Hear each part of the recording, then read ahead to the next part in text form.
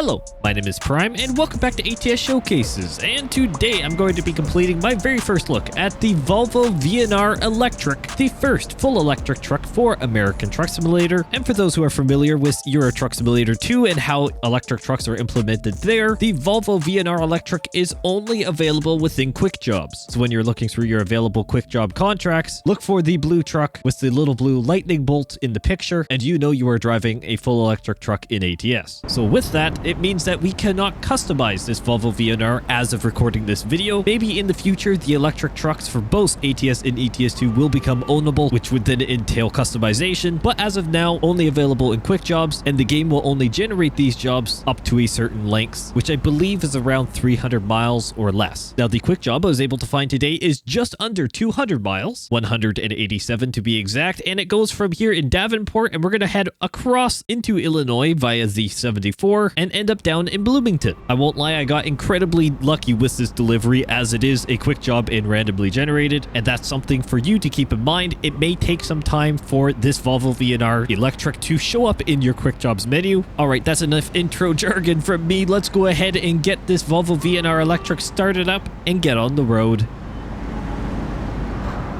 Well, there's not really a whole lot of electric motor whine, and in fact, I believe it's mainly just fans from the cooling unit at the back here, with, I guess, the batteries or controls. I guess the batteries are in the floor.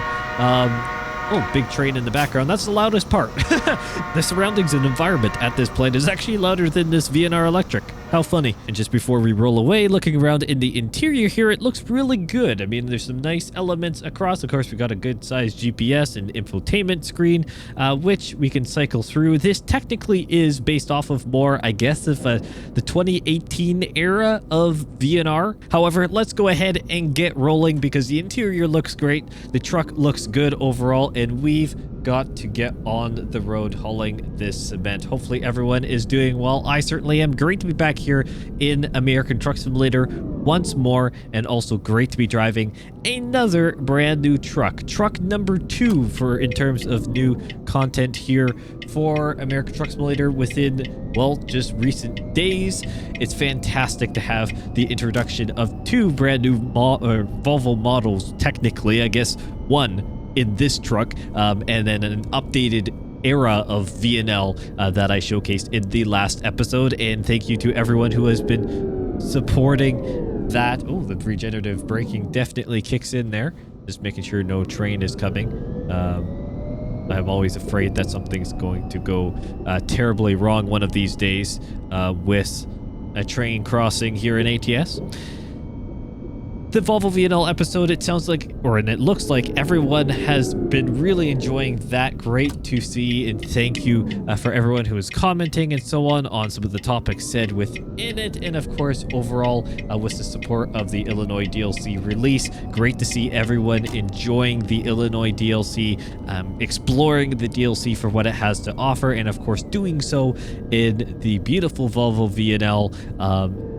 And, well, I was going to say this truck. You probably can't explore Illinois too much in this truck. You can definitely get around depending on what the quick job market offers you, but it may not be as straightforward as with the VNL that you can customize, well, multiple different configurations on, and then move on from there. But this VNR Electric marks the beginning of a whole new truck era here in ATS, the first full electric truck in ATS, which is very exciting, very cool indeed. And is it maybe everyone's cup of tea? No, it's fair to say it may not be, and one of the biggest killers of that, in my personal opinion, and maybe the reason why I don't drive electric trucks in ETS2 overly often, is just because you cannot customize them. Simple as that.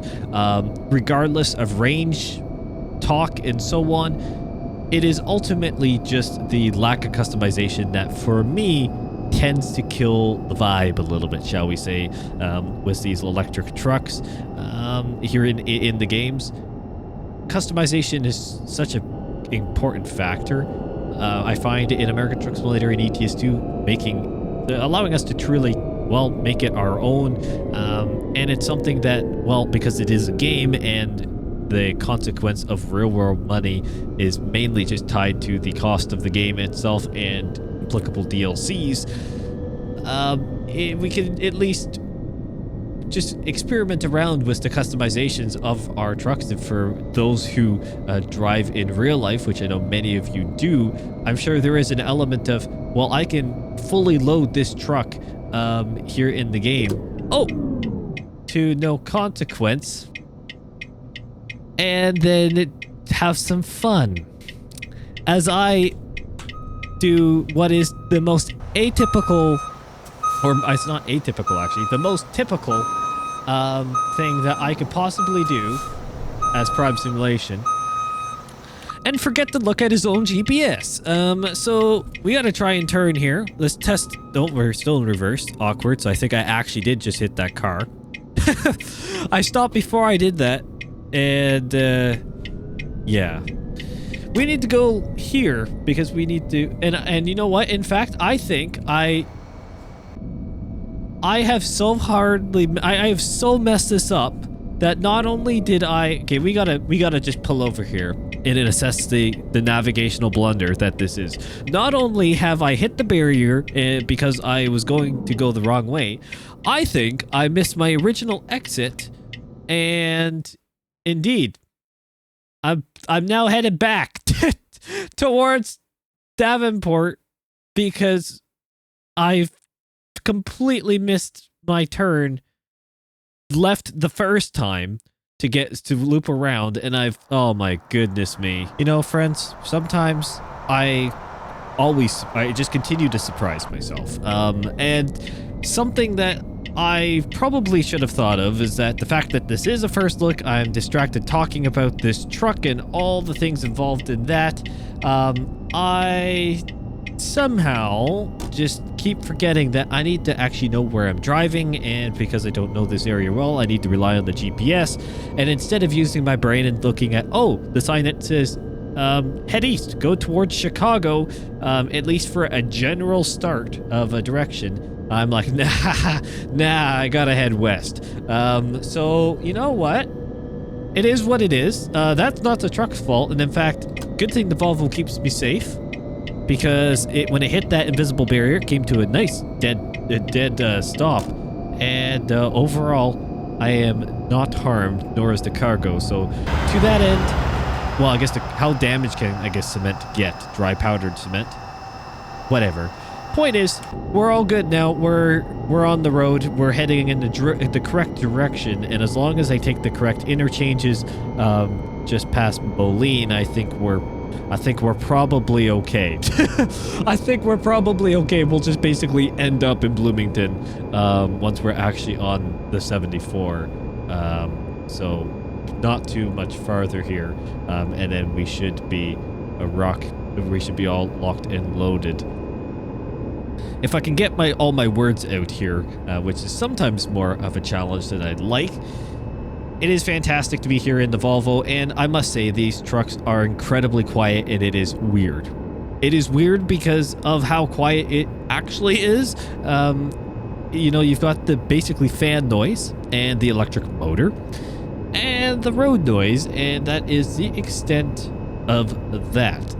No more, no less. And so it is definitely an intriguing one, an intriguing driving experience, but the truck handles really quite well. It is very smooth. I will say acceleration with a load.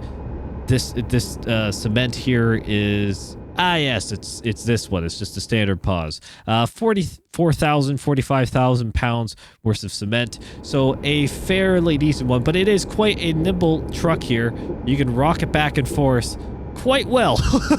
It definitely gets on the move with this day cab. It makes sense. It is definitely well, I was going to say a lighter truck. It's probably not. It really is not, because of the amount of batteries that's going to be in it. Definitely very nimble. I thought acceleration on the low speed was perfectly manageable. It's not anything too crazy, which is fantastic. Some of the initial electric trucks in ETS2 were a little bit snappy to try and drive around on the low speed, but then high speed was fine. Again, pickup and acceleration, it immediately gives you full power, but it's not, you know, picking up a crazy amount of speed as it goes. It's definitely, it is definitely power limited. I will say that.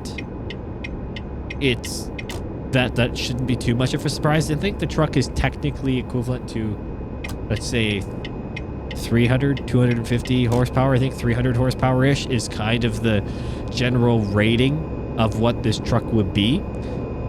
So, by all means, not nothing, but it's also not a crazy amount when you have a load behind it. But the point of this truck is less for the big, heavy deliveries. Electric trucks, and in particular this Volvo VNR, hence why it is called a VNR for regional, it is designed for the more regional deliveries. Even something like this, I guess technically, where we're just cruising down the highway, mainly only a few hours away, less than a couple hundred miles, you know, it's definitely very reasonable. That is what this truly shines, or this is where that truly shines, I should say. This is what the truck is designed to do. The regional deliveries like this, and also the just inner city or urban deliveries, or little shuttle deliveries even, back and forth between distribution centers, but especially in cities where you need a truck with a great turning radius, have a trailer, do the fun or sorting or distribution center to, say, the individual stores or the different industries or something like that. That final little jump that you're going back and forth from a point where significant charging infrastructure can be set up, charging infrastructure that otherwise doesn't really exist anywhere, to my knowledge, across the United States. Even here in Canada, truck charging stations are few and far between, if not really ever inexistent. So it's definitely something that it's more based off of the particular, say, logistics company that owns these trucks, that would have charging networks set up at their own distribution centers, so they can create essentially their own bigger network across the nation. But that's something we don't have here in ATS, and hence why we have to have this as a quick job only. Unfortunate, but honestly the most realistic situation possibly for ATS right now.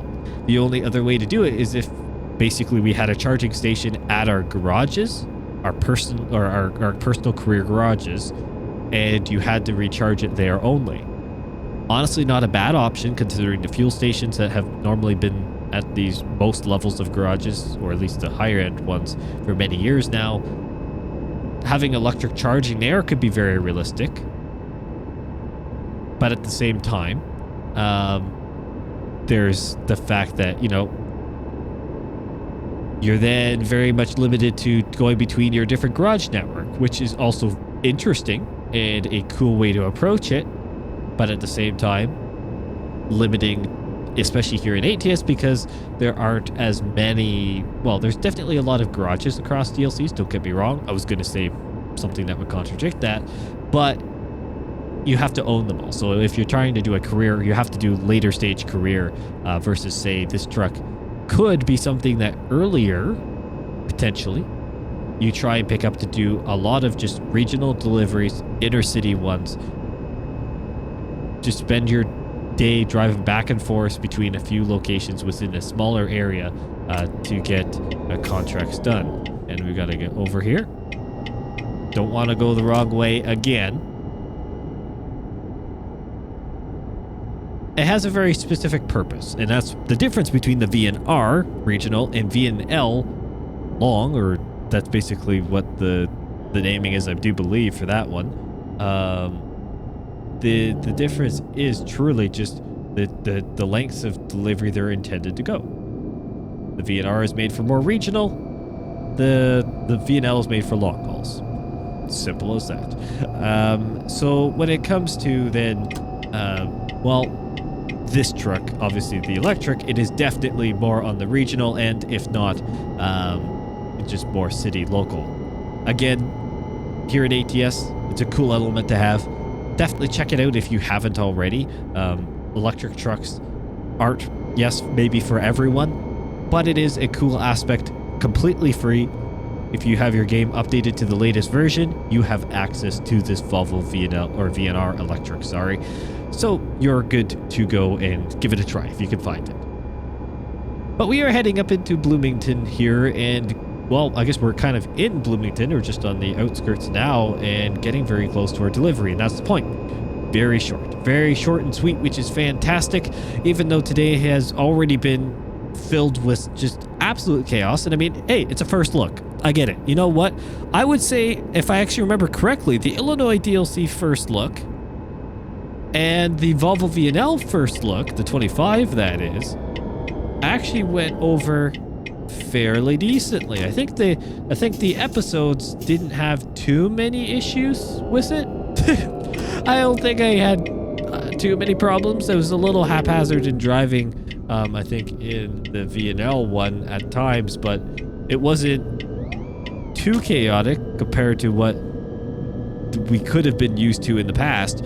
So maybe I'm just getting my full dose here in this episode. I got lucky in the last ones where the inner prime didn't fully come out in the ability to make a mistake. And now that some of the main first looks have come and gone for this period of time, just the world to say, nah, you gotta have a couple missed exits or ram into an invisible barrier just because, well, it is, well, prime simulation. It's me. If I can't do it otherwise. But actually, in all fairness, I think I got incredibly lucky even leading up to the release of the Illinois DLC, and when I hit that, it was the Back to the USA episode where it was was that the episode? Or maybe it wasn't. Maybe it was actually the Illinois first look. Where did I do the find that weird farm thing, which I think was actually Star Trek, which, sorry folks, I haven't actually really watched a whole lot of Star Trek. I've never been too big a sci-fi fan. Roast me in the comments if you want. It's just hasn't ever really been my cup of tea. Was that Illinois, or was that just before? Was that Missouri? Either way, that was a lucky blunder because I did miss my turn right off the bat.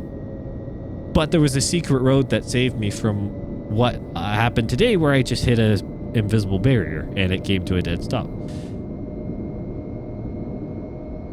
It's one of those things that it will never change, and I don't want it to change, and I don't think you want it to change either. I don't think so. I think the constant unknown of what I'm going to hit or miss my turn or just something go wrong, I think adds an extra layer to these episodes that sometimes we all need. And you know what? No one is completely perfect, and my goodness me, this thing really does just turn on a dime, and it feels like it just carries speed. Like, I know I'm carrying speed, but it doesn't feel like it's shedding speed. Like, I'm just fully coasting at this point.